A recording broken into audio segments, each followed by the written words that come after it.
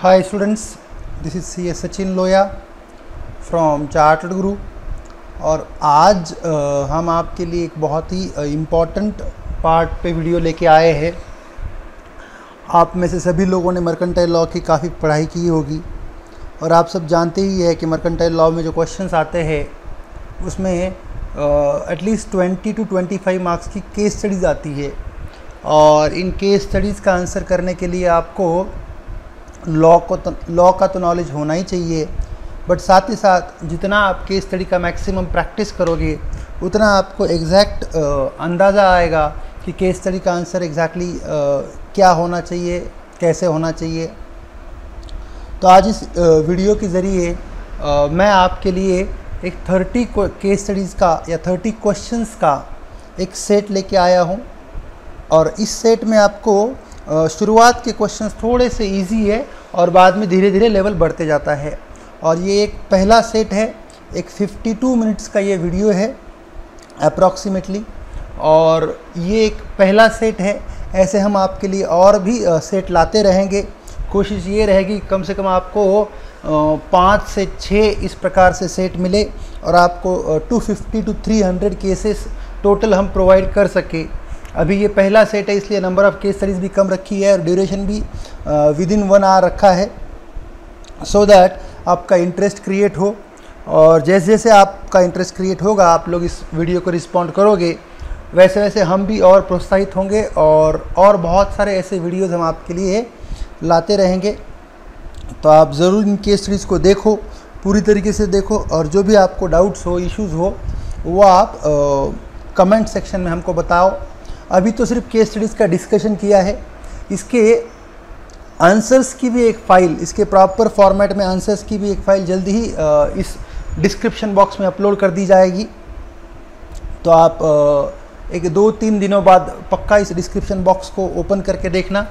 आज मैं जब अपलोड कर रहा हूँ तब आज 31 मई है, तो मे भी 2 जून तक, 2 जून 2020 तक आपको डिस्क्रिप्शन बॉक्स में इसका एक प्रॉपर आंसर वाला PDF भी मिल जाएगा। तो अभी इस वीडियो में तो मैं सिर्फ केसेस डिस्कस किया हूँ, बट इसका रिटन आंसर या जो स्टैंडर्ड आंसर्स होता है उसका PDF भी आपको यहाँ पे मिल जाएगा। तो आप इसको देखो और कमेंट करके ज़रूर बताना कि आपको ये कैसा लगा।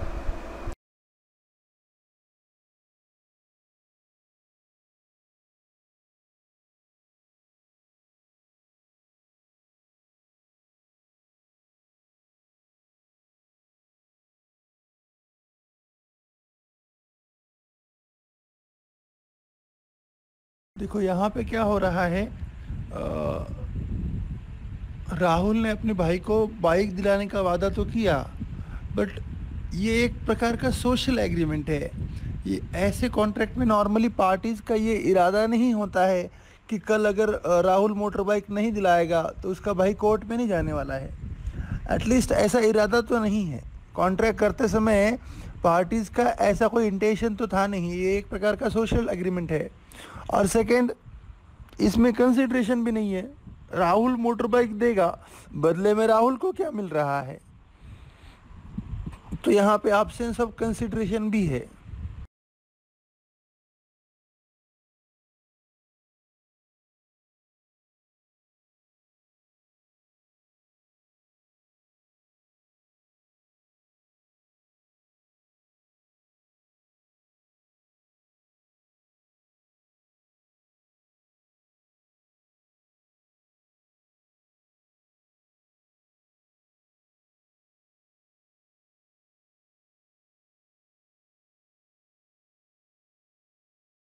को जो कॉन्ट्रैक्ट नियर रिलेशन में होते हैं, जहाँ रिश्ता बहुत नज़दीक का है, और जो राइटिंग और रजिस्टर्ड में हो जाते हैं, ऐसे कॉन्ट्रैक्ट में कंसिडरेशन की आवश्यकता नहीं है।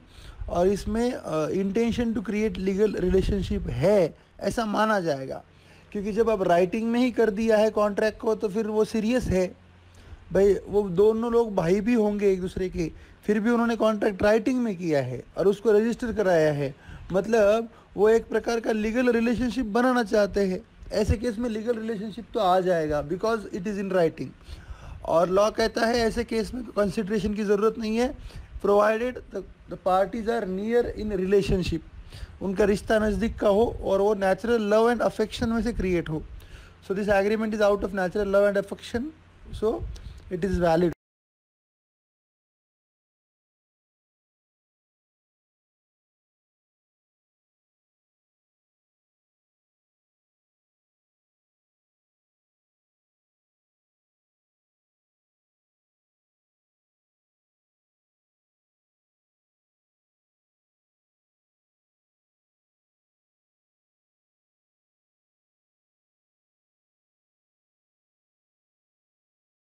अब यहाँ पे उस लड़के को भी नहीं पता था कि वो फेल हो गया है करके. आईसीआई ने पहले उसको पास घोषित किया था, तो उसको जो जानकारी थी उसने वैसे स्टेटमेंट किया. अब ऐसे केस में वो स्टेटमेंट बाद में गलत साबित हो गया, तो इसको मिस रिप्रेजेंटेशन कहा जाएगा.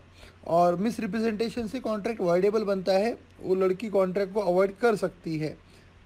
पर ये कोई भी अंडी इन्फ्लुएंस वगैरह तो नहीं है. अंडी इन्फ्लुएंस में मेंटल प्रेशर वगैरह होता है, ऐसा कुछ नहीं है. तो अंडी इन्फ्लुएंस नहीं है, misrepresentation is the best choice.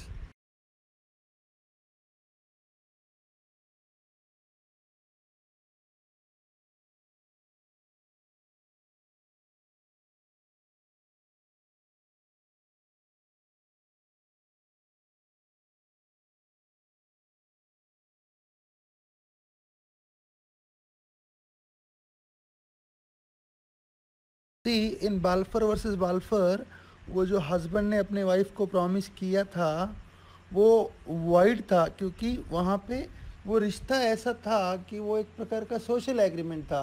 There was never an intention to create a legal relationship. तो उस वजह से उसको कोर्ट ने वॉइड करार दिया था.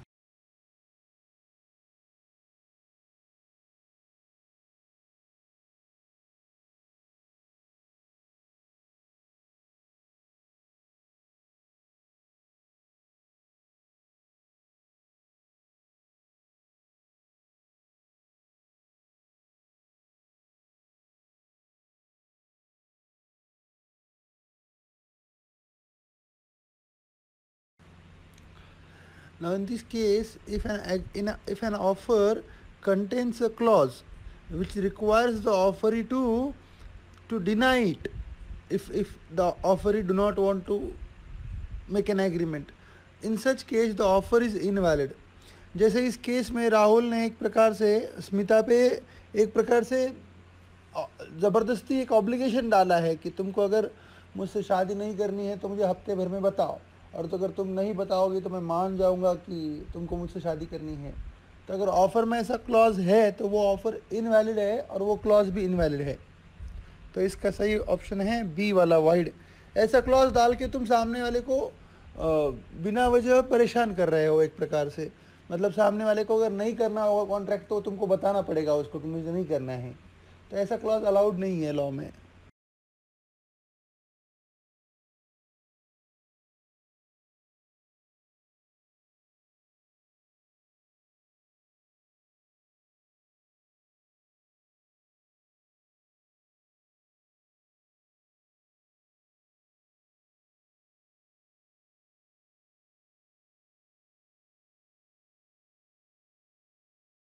जब हस्बैंड एंड वाइफ सेपरेट होते हैं या जब उनका डिवोर्स होता है, उस समय अगर वो कोई कॉन्ट्रैक्ट करते हैं तो फिर वो डोमेस्टिक कॉन्ट्रैक्ट नहीं रहता, फिर वो एक लीगल कॉन्ट्रैक्ट बन जाता है. क्योंकि जब वो हस्बैंड एंड वाइफ सेपरेट ही हो रहे हैं, that means they are seriously doing something. So in such cases we can presume that there is a intention to be bound by the contract. जैसे हस्बैंड एंड वाइफ ने separation के समय, divorce के समय जो भी कुछ बातें कही गई है, कल कोर्ट में उस पर वो एनफोर्स हो सकती है. कोर्ट उनको उनके एग्रीमेंट का पार्ट समझता है. सो सेपरेशन के समय किए गए कॉन्ट्रैक्ट्स हस्बैंड एंड वाइफ के बीच में के वैलिड होते हैं, या वो लीगल इंटेंशन होता है उसमें, वो कॉन्ट्रैक्ट बन जाते हैं, वो बाइंडिंग होते हैं दोनों पे.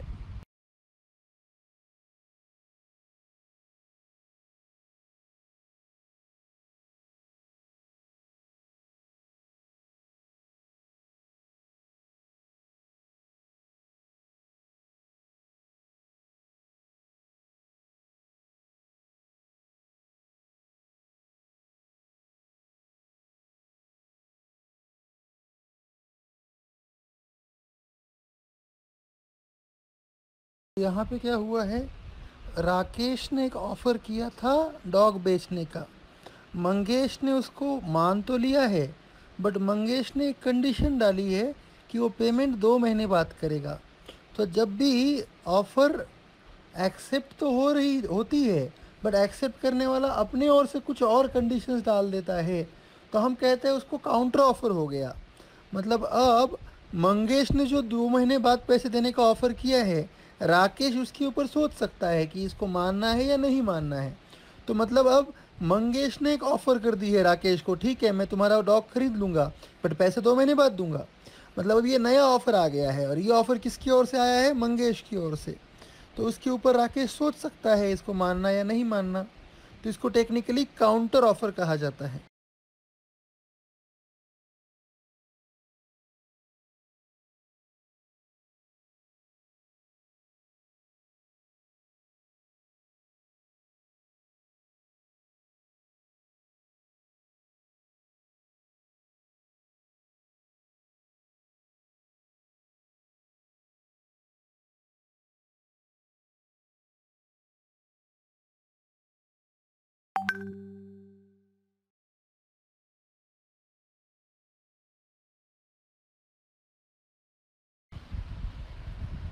अब राज ने जो एडवर्टीज़मेंट पेपर में देखा और उसको उसने रिप्लाई किया, तो अब पेपर में ऐड देने वालों को ऐसे बहुत सारे रिप्लाईज आए होंगे।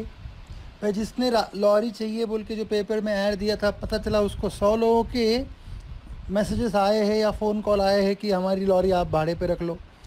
तो फिर वो जो न्यूज़पेपर एडवर्टीज़मेंट आया है, उसको हम इनविटेशन टू ऑफ़र कह सकते हैं। और ये सारे लोग जो अपनी लॉरी भाड़े से देने को तैयार है, हायर पे देने को तैयार है, वो सारे ऑफ़र्स है। अब जिसने ऐड दिया था वो फिर तय करेगा इसमें से कौन सा बेहतर है, उसको हम कॉन्ट्रैक्ट दे। तो राज का जो मैसेज है वो एक प्रकार से उसने अपना ऑफ़र सामने वाले को दिया है, ऐड देने वाले को। अब हो सकता है ऐड देने वाला उस ऑफ़र को एक्सेप्ट करे या रिजेक्ट करे।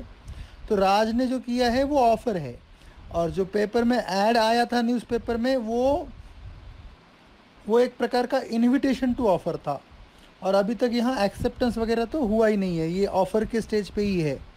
अब वो जो अखबार में जो ऐड जिसने दी थी, वो हो सकता है राज की अगर ऑफ़र उसको अच्छी लगे तो राज की गाड़ी हायर पे ले।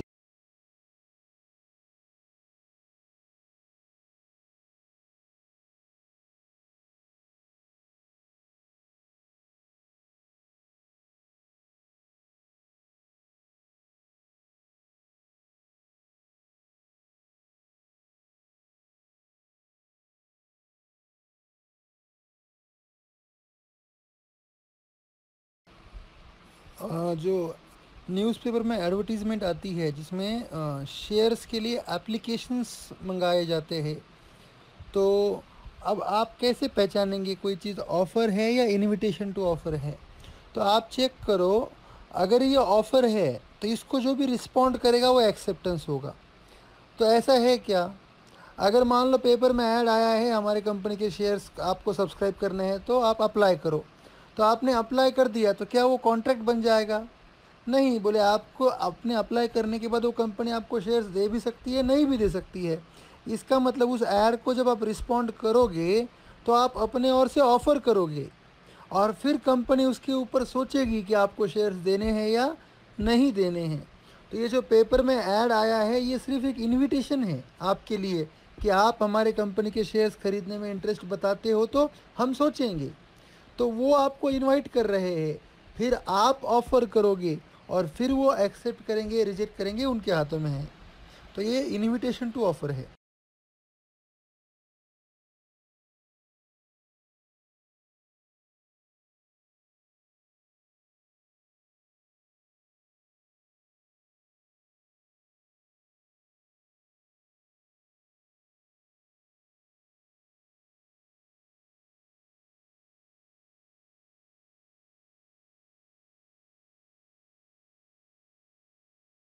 यहाँ पे मिस्टर एक्स ने जो एप्लीकेशन किया है वो एक प्रकार से मिस्टर एक्स का ऑफ़र है कि वो मिस्टर एक्स चाहता है कि वो कंपनी उनको काम पे रखे, जॉब पे रखे। तो अब कंपनी एक्स के एप्लीकेशन को एक्सेप्ट कर सकती है या रिजेक्ट कर सकती है। तो एक्स का एप्लीकेशन जो है वो एक प्रकार से एक्स ने ऑफर किया है।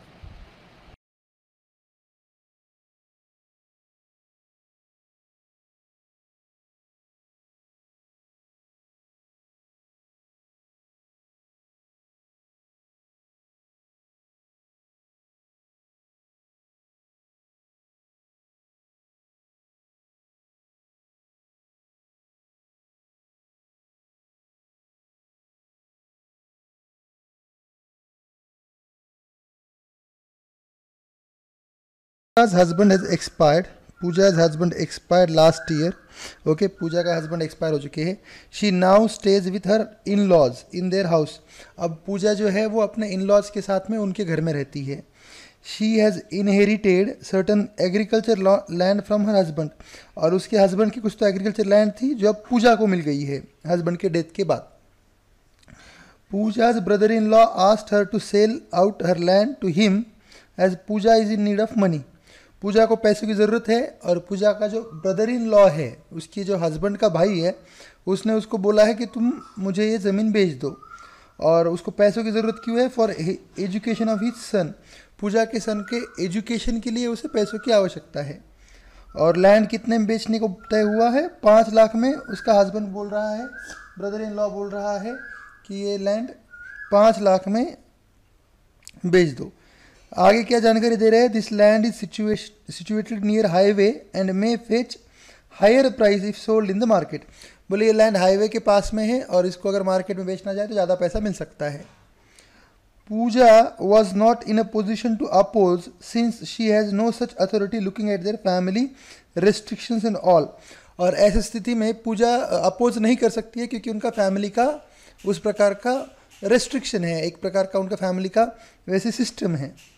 Afterwards, Pooja's brother came to know about this and he immediately filed a suit requesting the court to set aside the contract between Pooja and her brother-in-law. जब पूजा के भाई को ये चीज़ पता चली तो पूजा के भाई ने तुरंत कोर्ट में सूट फाइल किया और कोर्ट को रिक्वेस्ट किया कि इस कॉन्ट्रैक्ट को कैंसिल किया जाए. ऐसा रिक्वेस्ट किसने किया है? पूजा के भाई ने. तो चलो अब ये केस तो आपको समझ में आया लगा, तो आप और 1 मिनट ले लो, इसको पढ़ लो, समझ लो. मैं आपको और एक बार समझाता हूँ. स्टोरी क्या हुआ है? पूजा का हस्बैंड एक्सपायर्ड है और पूजा के हस्बैंड के भाई ने, मतलब ब्रदर इन लॉ ने, पूजा को बोला है कि तुम ये लैंड मुझे बेच दो क्योंकि तुम्हें पैसों की ज़रूरत है. और लैंड की कीमत वो 5 लाख बोल रहा है. और पूजा उसको अपोज भी नहीं कर पाई क्योंकि उनकी फैमिली के वजह से रेस्ट्रिक्शंस थे. अब पूजा का भाई इस केस को कैंसिल करने के लिए कोर्ट में गया है. पूजा नहीं गई है, पूजा का भाई गया है. कॉन्ट्रैक्ट पूजा के बीच में और पूजा के ब्रदर इन लॉ के बीच में हुआ है. तो चलो देखते हैं one by one. In above case the contract is caused by. इस केस में कॉन्ट्रैक्ट में क्या गड़बड़ है, क्या कारण है? तो देखो 4 ऑप्शन दिए हैं, आप चेक कर लो. फ्रॉड हो सकता है, अनड्यू इन्फ्लुएंस हो सकता है, कोर्शन, या सारे ही है. तो आप अपने दिमाग में एक बार आंसर चूज कर लो, फिर मैं बताता हूँ. तो देखो यहाँ मेंटल प्रेशर है. पूजा के ब्रदर इन लॉ ने एक प्रकार पे पूजा पे मेंटल प्रेशर डाला है और पूजा चाहते हुए भी उसको मना नहीं कर पा रही है बिकॉज रिलेशन वैसा है. नॉर्मली इंडिया में कई बार ऐसा होता है कि टिपिकल इंडियन फैमिलीज़ में अगर कोई लेडी है तो वो अपने घर के जो भी मेल मेंबर्स है उनको अपोज नहीं कर सकती है क्योंकि वैसा फैमिली स्ट्रक्चर होता है. तो यहाँ पे this is a clear case of undue influence. Undue influence के 3 इसेंशियल्स होते हैं. First, there must be unfair advantage. Second, there must be some sort of relationship. And third, one of the party must be in dominating position. तो check करते हैं ये तीनों चीज़ें यहाँ है क्या. डोमिनेटिंग पोजीशन तो है, रिलेशनशिप भी है, अनफेयर एडवांटेज है कि नहीं चेक करते हैं. तो यहाँ क्या बोला है? This land is situated near highway and may fetch higher price. इसकी ज़्यादा कीमत आ सकती है. मतलब पूजा का जो ब्रदर इन लॉ है उसने एक प्रकार से एडवांटेज पाया है. जिस ज़मीन की कीमत 5 लाख से ज़्यादा है उसको 5 लाख में खरीदा है. तो यहाँ पे अनफेयर एडवांटेज भी है. तो हम कह सकते हैं there is a clear case of undue influence. ठीक है, सेकेंड एमसीक्यू पे आते हैं। In this case burden of proof lies on. Now burden of proof मतलब किसको प्रूव करना पड़ेगा कि यहाँ अंडर इन्फ्लुएंस है या नहीं। तो जब अंडर इन्फ्लुएंस का केस होता है तो ऐसे केस में नॉर्मली ये माना जाता है कि जो पार्टी डोमिनेटिंग पोजीशन में है उसको ये प्रूव करना चाहिए कि मैंने अनफेयर एडवांटेज नहीं लिया। तो यहाँ पे डोमिनेटिंग पोजीशन में कौन है? पूजा का ब्रदर इन लॉ। तो पूजा के ब्रदर इन लॉ ने ये प्रूव करना है कि उसको कोई अनफेयर एडवांटेज नहीं मिला है, और अगर वो ऐसा प्रूव नहीं करता है तो फिर कोर्ट उसको कैंसिल कर सकता है, कोर्ट के हाथों में है। आगे, can the suit by Pooja's brother in law be sustainable. अब देखो सूट किसने फाइल किया है? ब्रदर इन लॉ नहीं है, ब्रदर बोला है, पूजा के भाई ने सूट फाइल किया है। तो अब किसी के भी दिमाग में सवाल आ सकता है, सर कॉन्ट्रैक्ट तो पूजा के बीच में और उसके ब्रदर इन लॉ के बीच में हुआ है, तो पूजा का ब्रदर कैसे सूट फाइल कर सकता है? वो तो स्ट्रेंजर हो जाएगा, और आपने पढ़ रखा है कि a stranger has no right to file a suit. तो ये जनरल रूल है। चलो अभी ऑप्शंस देख लेते हैं। ऑप्शन ए कह रहा है no, Pooja herself should file a suit. Option B कहता है यस, कर सकता है। क्यों? Next best friend of aggrieved party can file suit in case of under influence. ये ऑप्शन बोल रहा है भाई अंडर इन्फ्लुएंस में जो एग्रीड पार्टी का नेक्स्ट बेस्ट फ्रेंड है, मतलब उस एग्रीड पार्टी का जो भी नज़दीक का आदमी है वो सूट फाइल कर सकता है। नेक्स्ट बेस्ट फ्रेंड का मतलब जो भी उसका हित चिंतक है, जो उसके फायदे की सोचता है वो। तीसरा, यस बोले कर सकते हैं, if and only if Pooja has authorize her brother, बोले वो कर सकता है बट पूजा ने उसको अथॉरिटी दी होगी तो। और चौथा कहता है नन ऑफ अबव। तो अभी आप अपना चॉइस कर लो, फिर मैं आपको एक मिनट में आंसर बताता हूँ। तो मैं ये मानता हूँ आपने अपना चॉइस कर लिया है। तो अभी आप देखो अंडर इन्फ्लुएंस में नॉर्मली क्या होता है, जो पार्टी यहाँ पूजा है, पूजा अगर पहले ही उसके ब्रदर इन लॉ को मना नहीं कर पाई तो क्या लगता है पूजा अब सूट फाइल करेगी? पूजा में वो हिम्मत होगी क्या? पूजा अगर वैसा करेगी तो उसके लिए बहुत सारे प्रॉब्लम्स होंगे। तो नॉर्मली कोर्ट कहता है जो पार्टी डोमिनेटिंग पोजीशन में, मतलब जिस पे डोमिनेशन हुआ है, जिसकी विल पे ज़बरदस्ती की गई है, जिसकी इच्छा को ध्यान नहीं दिया गया है, वो पार्टी नॉर्मली सूट फाइल नहीं कर सकती है। करती है तो अच्छी ही बात है, बट नॉर्मली नहीं कर पाएगी, ऐसा लॉ का मानना है। तो लॉ कहता है ऐसे केस में जो एग्रीड पार्टी का नेक्स्ट बेस्ट फ्रेंड है वो भी सूट फाइल कर सकता है। और ये नेक्स्ट बेस्ट फ्रेंड सिर्फ किस में अप्लाई होता है? अंडर इन्फ्लुएंस में। बाकी फ्रॉड में वगैरह ये अप्लाई नहीं होता है, सिर्फ अंडर इन्फ्लुएंस में ये ऑप्शन दिया गया है। तो इसका सही उत्तर है option B.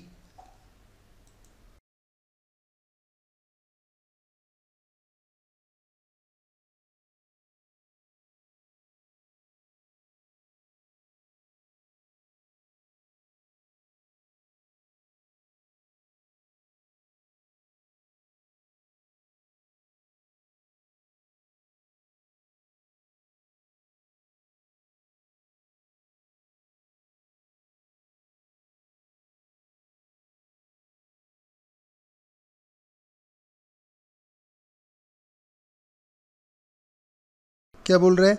Mister Ram propose to marry miss Kirti. ठीक है, राम ने प्रपोजल रखा है शादी का कीर्ति को, और मिस कीर्ति एग्रीड, मिस कीर्ति ने एग्री किया है on the condition that mister Ram must complete his CA course before 2024। तो कीर्ति ने शादी के लिए तो हाँ कर दिया है, बट एक कंडीशन रखी है। क्या? मिस्टर राम का सीए कोर्स कब कंप्लीट होना चाहिए? 2024 से पहले हो जाना चाहिए। Both of them were studying and preparing for their respective exams. दोनों पढ़ रहे हैं और दोनों अपने अपने एग्ज़ाम दे रहे हैं। Now what happened in 2023 while Ram is in his third year of articleship and before he could appear for CA final exam. जब 2024 में तो उसको सीए बनना था, और 2023 की बात कर रहे हैं। 2023 में जब राम का आर्टिकलशिप चल रहा है, लास्ट ईयर चल रहा है, तभी कुछ हुआ। क्या हुआ? Central government announced a new professional course. अब राम ने अभी तक आर्टिकलशिप पूरी नहीं की, अभी तक फाइनल का एग्ज़ाम भी नहीं दिया है, आर्टिकलशिप चालू है, और सेंट्रल गवर्नमेंट ने एक नया कोर्स अनाउंस किया है। क्या नाम से? By the name of business and tax advisers. नए कोर्स का कुछ तो नाम दिया है, business and tax advisers. Existing CA course was replace by the new course, और जो अभी का सीए कोर्स है वो रिप्लेस हो गया है नए कोर्स से। And all those who are currently doing CA course were required to register for new course, और जो लोग भी अभी सीए कर रहे हैं उनको अभी नए कोर्स में रजिस्टर करना पड़ेगा। Which would require following time periods to get the new degree, और जिनको भी ये नई डिग्री चाहिए उनको ये समय लगेगा। मतलब अभी सीए रहा नहीं, सीए की जगह नया कोर्स आया है, और जिनको भी ये नया कोर्स करना है उनको ऐसा टाइम पीरियड लगेगा। फाउंडेशन में जो स्टूडेंट पढ़ रहे हैं उनको 5 एग्ज़ाम देने पड़ेंगे, 6 साल लगेंगे। इंटर में जो स्टूडेंट पढ़ रहे हैं उनको 3 एग्ज़ाम देने पड़ेंगे, 4 साल लगेंगे। और जो स्टूडेंट्स फाइनल में पढ़ रहे हैं उनको 2 एग्ज़ाम देने पड़ेंगे और 3 साल लगेंगे। अब मिस्टर राम 2023 चल रहा है और मिस्टर राम फाइनल में है, मतलब और 3 साल तो कम से कम लगेंगे, मतलब 2026 आएगा राम को। अगर वो सारी एग्ज़ाम फर्स्ट अटेम्प्ट में पास करता है तो वो भी बड़ा चैलेंज है सीए में। तो देखते हैं, अभी कुछ एमसीक्यूज़ है। ये पूरा केस आपको समझ में आया। कॉन्ट्रैक्टिंग पार्टीज कौन है? राम एंड कीर्ति, इनके बीच में कॉन्ट्रैक्ट हुआ था। अब उसके कॉन्ट्रैक्ट में कुछ ट्विस्ट आ गए हैं मज़ेदार, तो ट्विस्ट के आधार पे कुछ एमसीक्यूज़ है, let us try them. Remember these are very difficult level cases which I have created. So actual exam cases are bit easier than this, but हमने तो हमेशा टफ़ के लिए ही प्रिपेयर करना चाहिए, तो फिर इजी चीज़ें अपने आप आ जाती हैं। तो उस चीज़ को दिमाग में रखते हुए मैं आपको थोड़े टफ़ केसेस का ही प्रैक्टिस कराऊंगा। तो पहले केस में क्या कहा है? इन this case the contract between Ram and mister Kirti is, Ram और कीर्ति का जो कॉन्ट्रैक्ट है वो उसका अभी क्या स्टेटस है, क्या वो कॉन्ट्रैक्ट अभी भी वैलिड है या वॉइड हो गया या क्या हो गया। ऑप्शन ए कहता है अभी भी वैलिड है, एनफोर्सिएबल है। ऑप्शन बी कहता है वाइड हो गया। वो क्यों वाइड हो गया? बोले सुपर वेनिंग इम्पॉसिबिलिटी आ गई। सो ये एक ऑप्शन है। ऑप्शन सी कहता है वाइडेबल है at the option of miss Kirti. Option C कहता है भाई अभी कॉन्ट्रैक्ट वैलिड तो है बट मिस कीर्ति चाहे तो उसको अवॉइड कर सकती है, वाइडेबल है। और डी में नन लिखा है। तो अभी आप सोचो और अपने दिमाग में रखो आपको जो भी आंसर आपको लग रहा है, और फिर मैं उसका आंसर बताऊंगा। तो देखो यहाँ पे ये कॉन्ट्रैक्ट एक कंडीशनल कॉन्ट्रैक्ट था, मतलब इसमें कंडीशन थी, और वो कंडीशन अगर पूरी होती है तो कॉन्ट्रैक्ट परफॉर्म हो सकता है। कंडीशन क्या थी? मिस्टर राम का 2024 में सीए बनना। अगर ये कंडीशन पूरी नहीं होती है तो कॉन्ट्रैक्ट तो वैसे ही परफॉर्म करना ही नहीं था, क्योंकि ये एक प्रकार का कंडीशनल कॉन्ट्रैक्ट है। अब परिस्थिति कुछ ऐसी बदल गई है, there is a change in circumstances, और चेंज इन सर्कमस्टांसिस कुछ ऐसा हुआ है कि अब वो घटना घट ही नहीं सकती है जिस पे कॉन्ट्रैक्ट आधारित है। कॉन्ट्रैक्ट किस पे आधारित है? सीए, राम का सीए बन पाना। अब ये घटना ही नहीं हो सकती है ना, परिस्थिति ही ऐसी बदल गई है। This event cannot happen and the contract is dependent upon this event, so the contract automatically becomes wide because of the super वेनिंग impossibility, या जिसे हम कह सकते हैं impossibility arising after the contract has been entered into. So first question का answer B बनता है, wide. चलो सेकंड क्वेश्चन देखते हैं। आई होप आपको केस समझ में आया होगा। लगा तो आप वीडियो पॉज करके एक बार फिर से केस पढ़ सकते हैं और फिर अपने खुद से ट्राई कर सकते हैं। सेकंड एमसीक्यू क्या कहता है?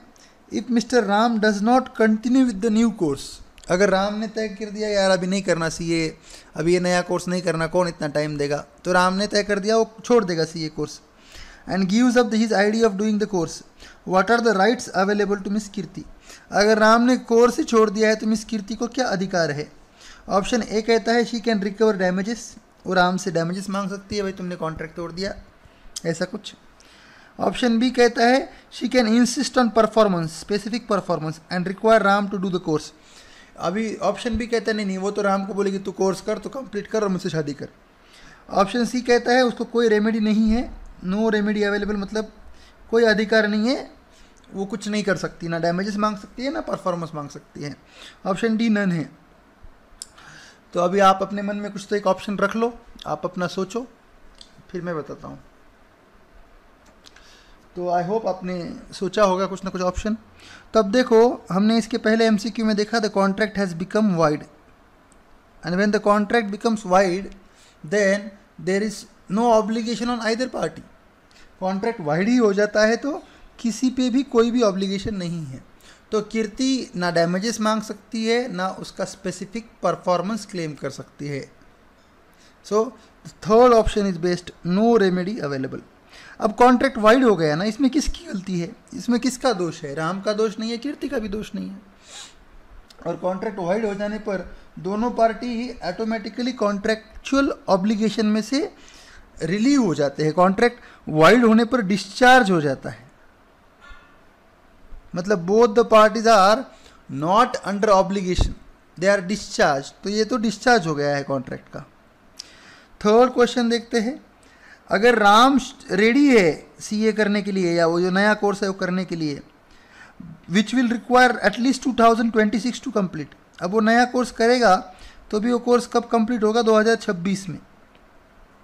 But miss Kirti is not interested in the performance of contract. But अब मिस कीर्ति इंटरेस्टेड नहीं है भाई, कहाँ अभी झंझट मोल ले। तो मिस कीर्ति बोल रही है अभी नहीं, मैं शादी नहीं करना चाहती।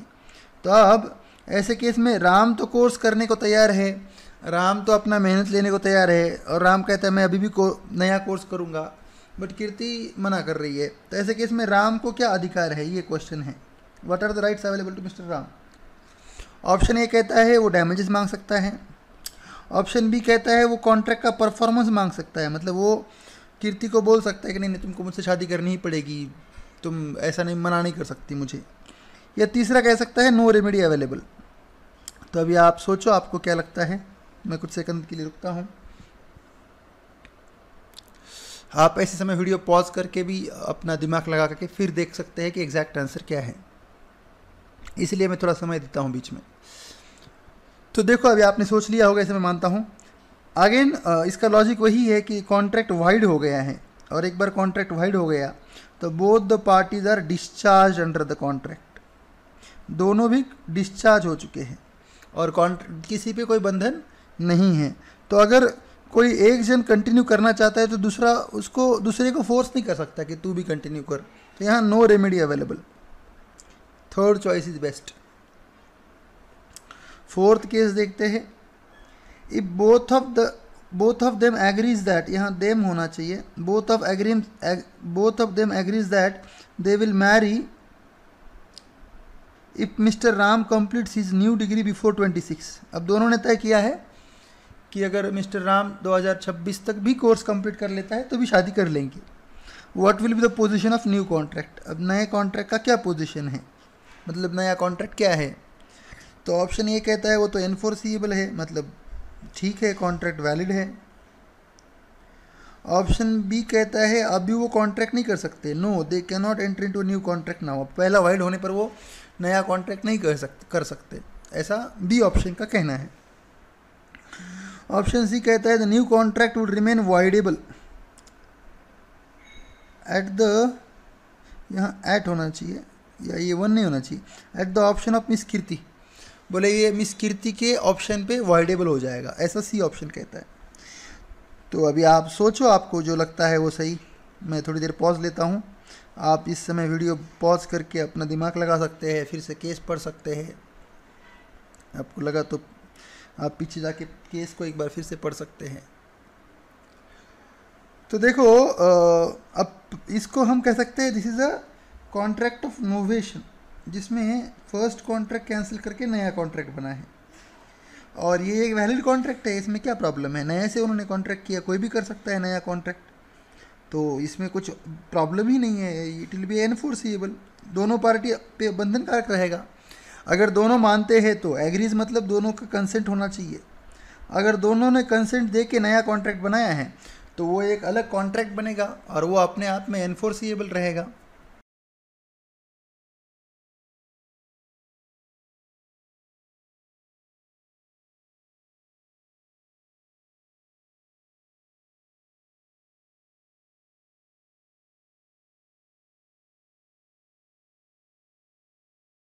देखो इनविटेशन टू ऑफर और पब्लिक ऑफर को कैसे आप पहचान सकते हो? तो एक सिंपल सा क्राइटेरिया है जिससे आप ये बड़े इजीली जान सकते हो कि पब्लिक ऑफर है या इनविटेशन टू ऑफर है। अगर कोई जो ऑफ़र है या जो इनविटेशन टू ऑफ़र है उसको रिस्पॉन्ड करने से अगर एक्सेप्टेंस हो सकता है तो वो पब्लिक ऑफ़र है या वो ऑफ़र है। और अगर जो भी वो जो दिया है आपको एग्जाम्पल, उसको रिस्पॉन्ड करने से एक्सेप्टेंस नहीं बल्कि ऑफ़र क्रिएट होती है, तो वो इनविटेशन टू ऑफ़र है। जैसे इस केस में ये जो भी एडवर्टीजमेंट आया है, इसको किसने रिस्पॉन्ड किया? मान लो एक्स ने रिस्पॉन्ड किया, मतलब एक्स ने रिस्पॉन्ड किया मतलब क्या? एक्स ने वो चीज़ लौटा दी उसको, उस एक्स को सूटकेस मिली, उसने लौटा दी। तो जैसे उसने सूटकेस लौटा दी, तो वो ऑफ़र है कि एक्सेप्टेंस है? आप चेक करो। अब सूटकेस लौटा दी मतलब पैसे मांगेगा आप, अब हो गया कॉन्ट्रैक्ट। सूटकेस लौटा दी मतलब एक प्रकार से उसने वो काम कर दिया जो करने को बोला था, तो उसने वो ऑफ़र को एक्सेप्ट कर लिया उसके। तो यहाँ पे ये जो एडवर्टीजमेंट है, इसको कोई भी बंदा अगर रिस्पॉन्ड करेगा तो वहाँ पे क्या जनरेट होगा? एक्सेप्टेंस जनरेट होगा। और अगर एक्सेप्टेंस जनरेट होगा मतलब ये ऑफ़र है, क्योंकि ऑफ़र को रिस्पॉन्ड करने से एक्सेप्टेंस होता है।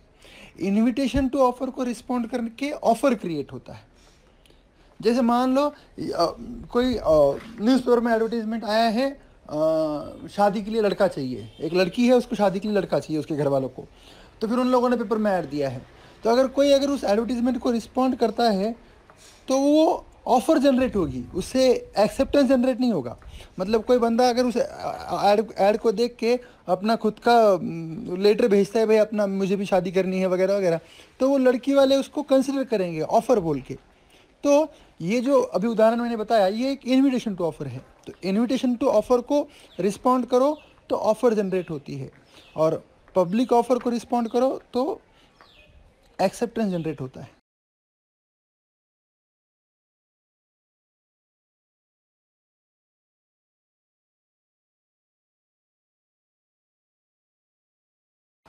ये जो न्यूज़पेपर एडवर्टीज़मेंट आया है, ये एक प्रकार से पब्लिक ऑफ़र है। मतलब इसमें कोई भी व्यक्ति जो उस ऐड में दिया गया काम करके बताएगा, उसको वो रिवॉर्ड मिलेगा।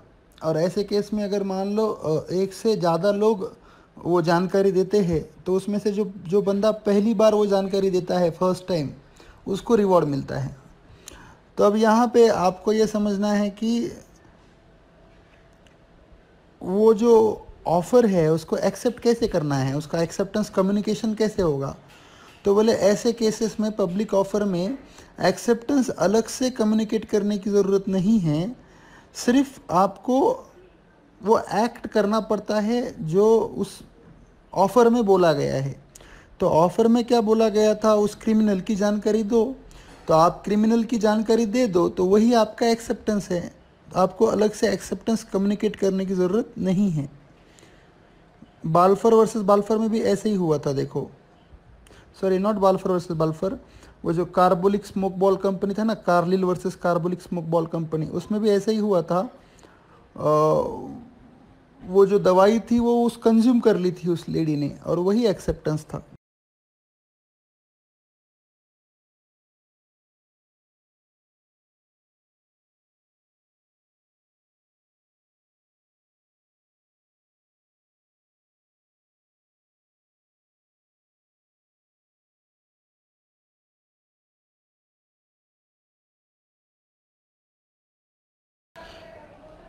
देखो इस एग्ज़ाम्पल में वो एक जो न्यूज़पेपर एडवर्टीज़मेंट आया था, वो एक प्रकार का इनविटेशन टू ऑफ़र है।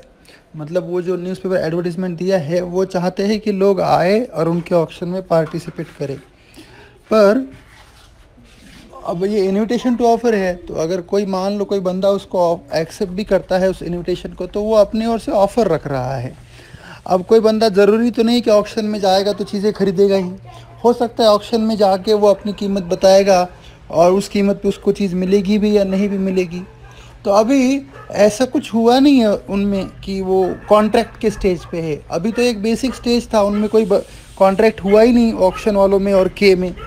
तो there is no obligation on either party to compensate the other party.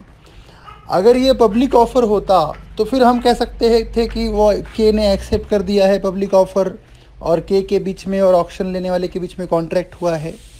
तो यहाँ तो ऐसा नहीं है, ये कोई पब्लिक ऑफ़र नहीं है, ये एक प्रकार का इनविटेशन टू ऑफ़र है, क्योंकि ये ऑफ़र हज़ारों लोगों को दिया होगा, हज़ारों लोग ऑक्शन में आएंगे, फिर वो ख़रीदेंगे या नहीं ख़रीदेंगे वो भी आगे की बात है। तो यहाँ पे कोई ऑब्लिगेशन नहीं है, के पे भी नहीं है और ऑक्शन ऑर्गेनाइज करने वालों पे भी नहीं है। मान लो ऑक्शन ऑर्गेनाइज हुआ होता और के नहीं गया होता, के ने कॉल किया होता कि मुझे आना है और के नहीं गया होता, तो उस केस में भी ऑक्शन ऑर्गेनाइज करने वाले के से डैमेजेस नहीं वसूल कर सकते हैं। तो अभी दोनों पार्टीज़ में कॉन्ट्रेक्चुअल रिलेशन बनी ही नहीं है, तो डैमेजेस वगैरह वसूल करने का कोई बात नहीं है।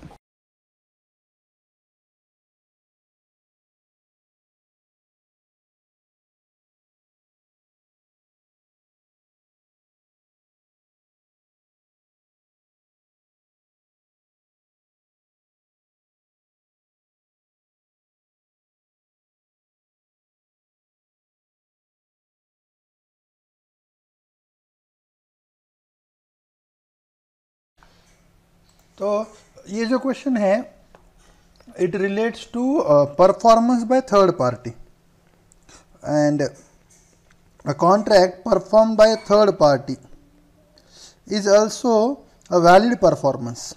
मतलब मुझे आपको इकोनॉमिक्स सिखाना था मान लो, बट किसी वजह से मैं नहीं सिखा पाया, तो मेरी जगह किसी और ने सिखा दिया, तो वो ठीक है, उससे कोई प्रॉब्लम नहीं, प्रोवाइडेड वो जो व्यक्ति जो आपको सिखा रहा है वो कॉम्पिटेंट वगैरह होना चाहिए। तो यहाँ पे तो पैसे ही देने थे, तो पैसे तो थर्ड पार्टी ने दिए तो चलते ही है, पैसे देने में क्या, तो ये वैलिड परफॉर्मेंस है। प्रोवाइडेड पैसे लेने वाले ने उससे पैसे लेने चाहिए, तो बी ने सी से पैसे ले लिए हैं, तो वो वैलिड हो गया है। अब ए को दोबारा पैसे देने की ज़रूरत नहीं है।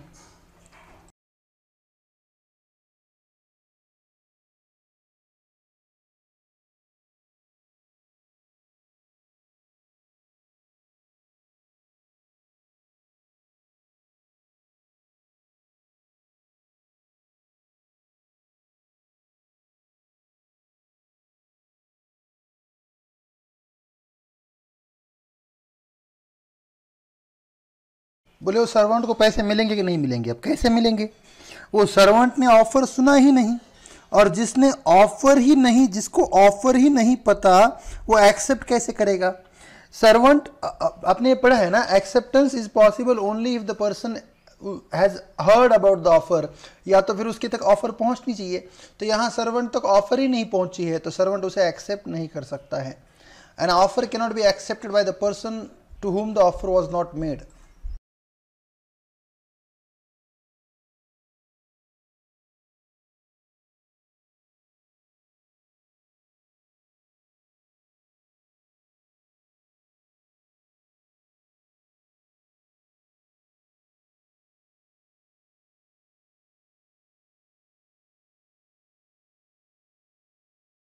देखो यहाँ पे क्या हुआ है, बैंक ने अपने मीटिंग में रिजोल्यूशन पास किया। अरे भाई, वो रिजोल्यूशन तो एक प्रकार से आपकी बैंक की अपनी अंदरूनी प्रोसेस है ना, कि मतलब वो बैंक वाले खुद तय कर रहे थे खरीदना है, नहीं खरीदना है, या बेचना है नहीं बेचना है। बट ये बात आप रिजोल्यूशन पास करते हो तो इसका मतलब ये नहीं कि रिजोल्यूशन मतलब सारे पब्लिक को नोटिस है। तो ये बात आपको दूसरे पार्टी को पता नहीं पड़ेगी ना, और अगर आप उसको बताओगे ही नहीं तो फिर आपने एक्सेप्टेंस कम्युनिकेट ही नहीं किया। भाई, resolution is not a public document. ऐसा तो नहीं है कि रिजोल्यूशन पास कर दिया मतलब सारे जमाने को मालूम हो गया। वो रिजोल्यूशन तो आपका अंदरूनी मामला है ना। रिजोल्यूशन माने क्या, बैंक के डायरेक्टर एक साथ बैठे और उन्होंने कुछ निर्णय किया, तो वो निर्णय सामने वाले को बताओगे तो पता चलेगा ना कि तुमको उसके साथ कॉन्ट्रैक्ट करना है। तो बताया ही नहीं तो कॉन्ट्रैक्ट ही नहीं।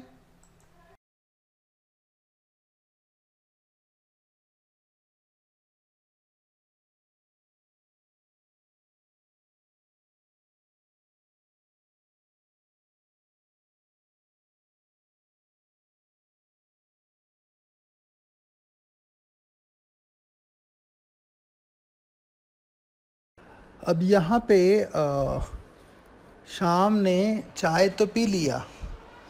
अब लॉ क्या कहता है, जब कोई बंदा आपको नॉन ग्रेचुटस इंटेंशन से कोई सर्विस देता है या कोई गुड्स सप्लाई करता है, तो फिर आपको उसके पैसे देने पड़ेंगे। ये क्वाजी कॉन्ट्रैक्ट के जो एग्जांपल है उसमें एक एग्जांपल आता है, when somebody is providing you a service not with a gratuitous intention. That means जो सर्विस देने वाला है उसका इरादा ये नहीं है कि आपको हेल्प करे, वो तो बिजनेस करना चाहता है। और फिर आपने वो चीज़ कंज्यूम कर ली, यूज़ कर ली, तो ऐसे केस में आपको उसको पैसे देने पड़ेंगे। भले ही इट इज़ अ कॉजी कॉन्ट्रैक्ट, भले ही मतलब ये एक नॉर्मल कॉन्ट्रैक्ट नहीं है बट एक कॉजी कॉन्ट्रैक्ट है, फिर भी पैसे देने पड़ेंगे और ऐसे केस में रीजनेबल प्राइस देनी पड़ेगी, ऐसा बोला गया है। This is one of the example of quasi contract.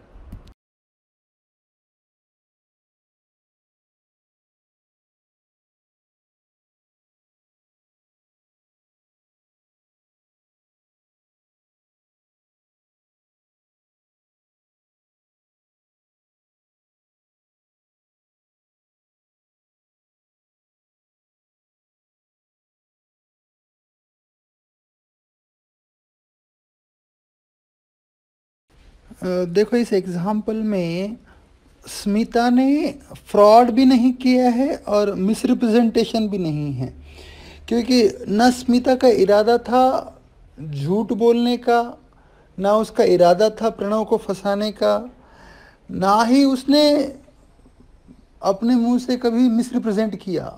उसने तो गलत बोला ही नहीं ना, उसका कोई गलती ही नहीं है। स्मिता ने अगर मान लो स्मिता ने खुद बाय मिस्टेक झूठ बोला होता, मतलब उसने झूठ को सच समझ के बोला होता, तो हम कह सकते थे मिसरिप्रेजेंटेशन है।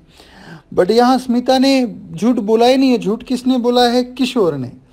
और किशोर को झूठ बोलने के लिए स्मिता ने भी नहीं बोला था, तो इसमें स्मिता का कोई दोष नहीं है। तो यहाँ पे मिसरिप्रेजेंटेशन और फ्रॉड तो पक्का नहीं है। और मिस्टेक है, अगर कह भी सकते हो मिस्टेक है, तो mistake is unilateral mistake, not a bilateral mistake.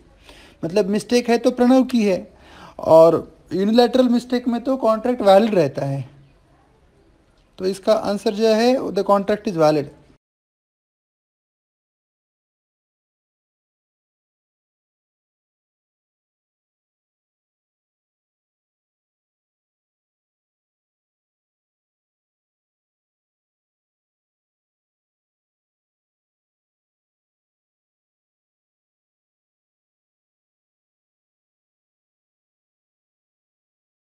देखो ऐसे केस में फ्रॉड और मिसरिप्रेजेंटेशन और कोर्शन, अंडी इन्फ्लुएंस, ऐसे केस में कॉन्ट्रैक्ट रीजनेबल टाइम में अवॉइड करना होता है। मतलब जब आपको पता चला कि हाँ ये ऐसा हुआ है, कोर्शन हुआ है, अंडी इन्फ्लुएंस हुआ है या फ्रॉड हुआ है, तो विद इन रीजनेबल टाइम अगर तुम उसको अवॉइड नहीं करते हो तो फिर बाद में उसको अवॉइड नहीं कर सकते।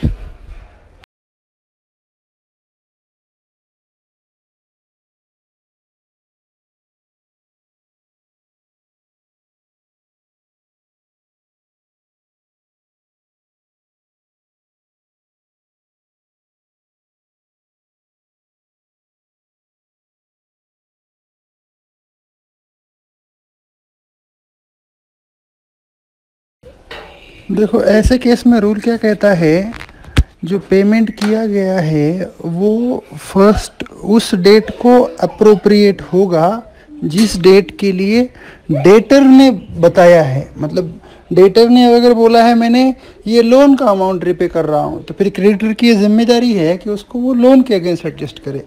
और अगर डेटर ने बोला है ये मैं गुड्स के लिए दे रहा हूँ, तो उसने गुड्स के लिए एडजस्ट करना चाहिए। तो ऐसे केस में डेटर का क्या चॉइस है ये इम्पोर्टेंट है। और अगर डेटर अपना चॉइस नहीं बताता है तो फिर क्रेडिटर उसको जो टाइम में पहले ड्यू हुआ है उसको अप्रोप्रिएट कर सकता है।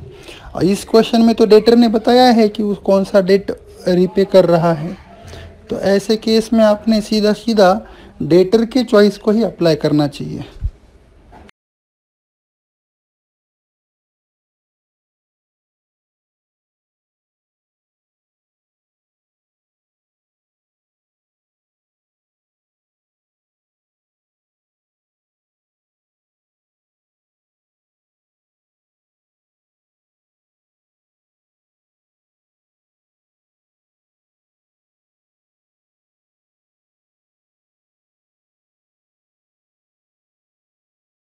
देखो इस केस में जो पार्टीज ने कंसिडरेशन फिक्स किया था वो 2000 फिक्स किया था। और अगर बाद में किसी पार्टी को लगता है कि ये कंसिडरेशन ज़्यादा हो गया, कम हो गया, तो ऐसे केस में लॉ का कहना होता है consideration is something which parties have to decide. Consideration contract में होना चाहिए, ये ज़रूरी नहीं है कि वो कितना होना चाहिए। मतलब लॉ ये नहीं स्पेसिफाई करता कि कंसिडरेशन रिजनेबल होना चाहिए या एडिक्वेट होना चाहिए या सही होना चाहिए। लॉ कहता है देयर मस्ट बी कंसिडरेशन। अब वो कंसिडरेशन क्या है, this has to be decided by the parties to the contract. अब इस केस में कंसिडरेशन 2000 फिक्स हुआ है, तो अब कोर्ट इस केस में कंसिडरेशन पे कुछ भी अपने राय नहीं देगा।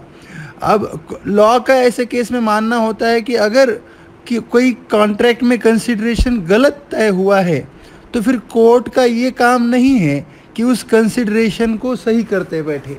This is not the duty of court. अगर मान लो वो पार्टीज़ को लगता है कि 2000 ज़्यादा है तो उसने पहले ही उस पर डिटेल्ड बात करनी चाहिए कि भाई प्रॉब्लम क्या है, तुम एक बार देख लो। तो मतलब ये कॉन्ट्रैक्ट करने से पहले की सारी बातें हैं।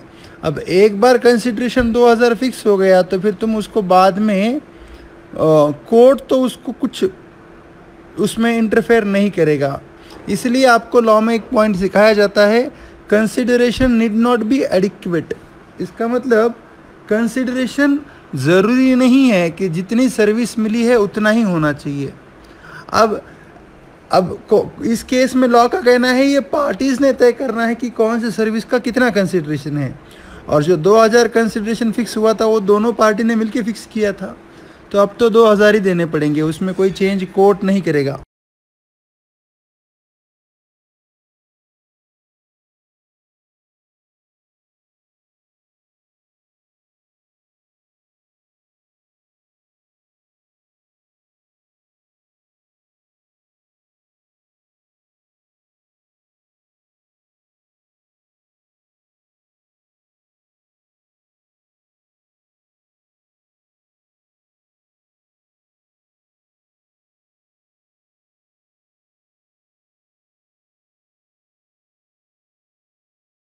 देखो इस क्वेश्चन में मिस्टर झेड़ जो है वो भले ही कॉन्ट्रैक्टिंग पार्टी नहीं है, बट उस एग्रीमेंट का एक्स और वाई के बीच में जो एग्रीमेंट हुई है उस एग्रीमेंट का अल्टीमेट बेनिफिशियरी कौन है? पब्लिक। क्योंकि वो मिस्टर एक्स ने क्या बोला था मिस्टर वाई को कि यहाँ पब्लिक में का कोई भी बंदा आके इस मंदिर में आ सकता है।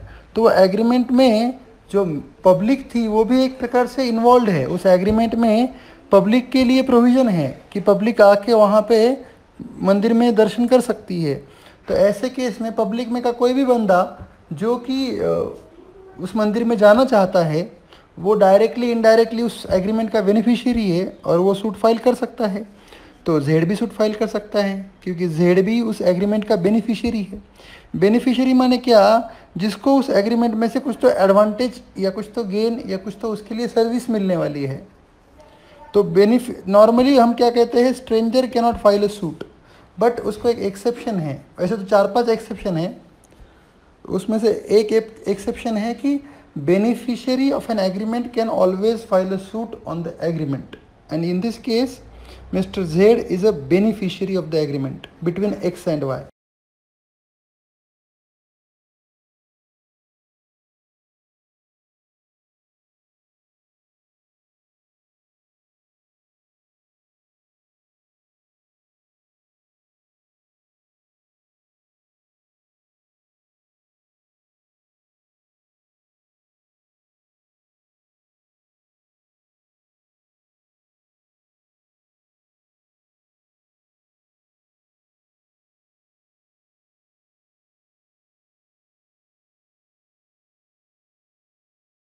देखो यहाँ पे कॉन्ट्रैक्ट तो हुआ है, क्योंकि ये जो जनरल ऑफर है इसको एक्सेप्ट करने के लिए अलग से कम्युनिकेशन की आवश्यकता नहीं होती है।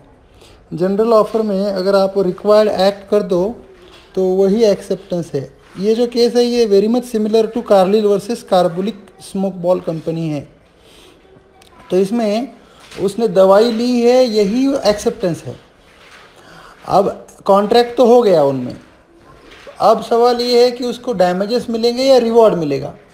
तो बोले डैमेजेस नहीं मिलेंगे क्योंकि वो दवा खाने से उसको बीमारी नहीं हुई है, बीमारी तो उसको वैसे भी होनी थी, वो दवा उसको बचाने वाली थी, वो नहीं बचा पाई। तो ऐसा तो हमेशा होता है, आप बुखार की दवा खाते हो बट बुखार दुरुस्त नहीं होता है, तो आप कंपनी पे सूट थोड़े ना फाइल करते हो, कंपनी ने कोई ऐसा गारंटी थोड़ी ना लिया है कि ये दवा लोगे तो आपको नहीं होगा। तो यहाँ पे डैमेजेस वगैरह तो क्लेम नहीं हो सकते हैं, पर हाँ वो जो 1 लाख रुपए का रिवॉर्ड कंपनी ने घोषित किया था वो वसूल हो सकता है, क्योंकि उनमें वैसा कॉन्ट्रेक्चुअल रिलेशन है। वो एक कंपनी का ऑफ़र था और मिस्टर टी ने वो ऑफ़र एक्सेप्ट किया है, तो अब उनमें कॉन्ट्रेक्चुअल रिलेशन है और कंपनी को वो कॉन्ट्रैक्ट के मुताबिक पैसे देने पड़ेंगे। सो इसका थर्ड ऑप्शन सही है।